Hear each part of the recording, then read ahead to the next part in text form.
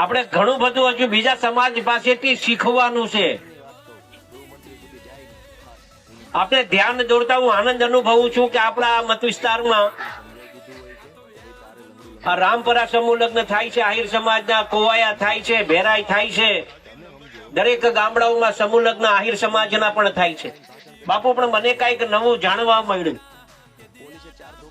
તમે વિચાર કરો, ઈશ્વરે એ લોકોને કઈ કમી નથી આપી, આર્થિક રીતે ખૂબ સુખી સમાજ છે, છતાં પણ એ સમાજના આગેવાનોના દીકરા હોય કે દીકરીઓ હોય એ બધાને કમ્પલસરી સમૂહ લગ્નમાં જ પરણાવવા એવો એક બંધારણ એ લોકોએ નક્કી કર્યું છે. મિત્રો, આ કોઈ નાની ઊની વાત નથી.